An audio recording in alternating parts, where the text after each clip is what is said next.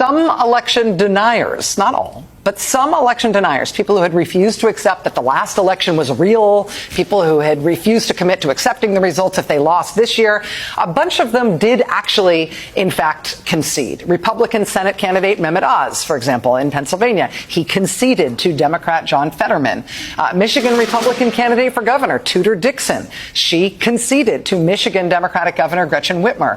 Lee Zeldin, the Republican who lost to Democrat Kathy Hochul in the New York governor's race, he did not concede last night, but he did concede to Kathy Hochul this afternoon. That was MSNBC's Rachel Maddow, and she's highlighting an interesting trend. The same GOP loudmouths who swore up and down that Democrats were rigging elections nationwide are now conceding their races. That's an acknowledgement of what most of us have known all along. This was never about election fraud. It was about riling up their far-right base. In New Hampshire, in the very hard-fought Senate race there, where Republican Don Bolduc had said that Trump won in 2020. He actually said it was mathematically impossible for Trump not to have won in 2020. Don Bolduc, who was praised even after his defeat last night, praised by Donald Trump as an election denier.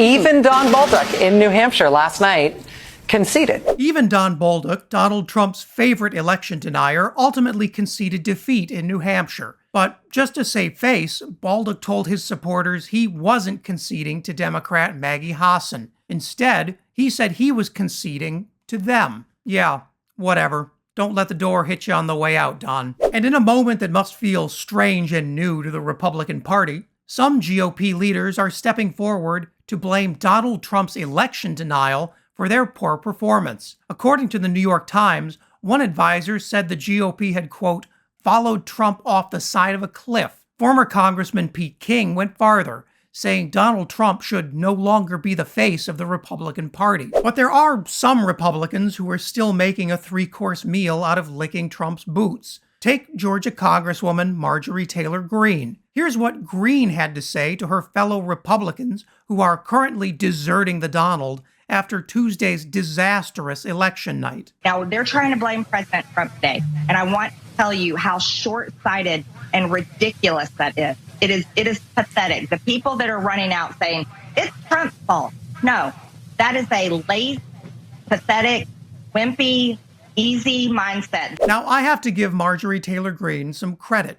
She did pronounce all of those words correctly, but a growing number of Republican donors aren't listening to the Trump cheerleaders anymore, and that might be because Trump himself is heckling and insulting the party's biggest supporters in what can only be described as a giant meltdown, even by Trump standards. The problem for many Republicans is that even though they may be getting sick of Trump, their hearts still aren't in the right place. As the Bulwark's Amanda Carpenter noted, nearly every single Republican lawmaker was fine with the attack on our government on January 6th. But now that Trump's insanity has cost them another election, they're ready to pack up and move on from his destructive behavior. And as Congressman Adam Schiff said, the GOP won't dump Trump because he's immoral or a danger to the country. They'll only dump him because he's sucking them into his black hole of perpetual loserdom. Republicans shouldn't get a pat on the back because they're choosing to abandon this guy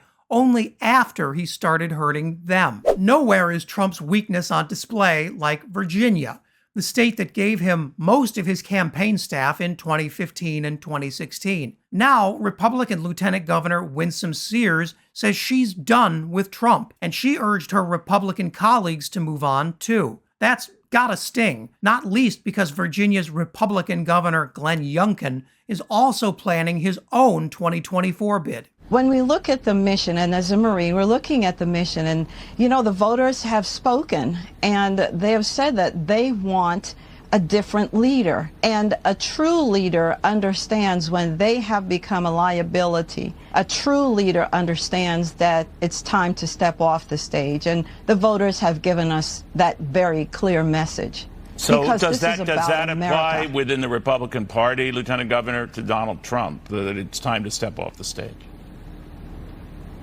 Yes, a house divided against itself cannot stand. But for every Winsome Sears, there's, sadly, a Carrie Lake. And Lake, who's currently losing her bid for governor, joined another Fox host to make clear that she's still all in for Trump. And that shouldn't surprise anyone. Born losers love to stick together, even as they go down in flames. It's hard to believe, but there are still Republicans who don't want him to run again. I would be thrilled if he runs again. I hope he does. We need him to get in and clean up what Joe Biden has screwed up.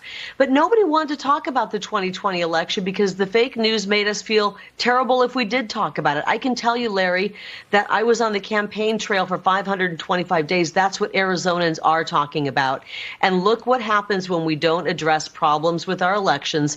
We end up with another election that's not run well. Two quick things. One, Carrie, please, you've got to ease up on the video filters. You look like a haunted painting. And two, despite criticizing Arizona's elections yesterday, Lake explicitly declined to accuse anyone of election fraud. That's because she knows the election was fair. She's just mad she's losing. But as a Trump ally, she should be used to that by now. Now, the GOP may be ready to dump Trump, but that doesn't mean Trump is done with the GOP. On Thursday, Trump slammed his 2024 competitor Ron DeSantis in a 3-page press release. He also implied that while president, he used the U.S. Attorney's Office and the FBI to interfere in the 2018 Florida election. Felony or lie?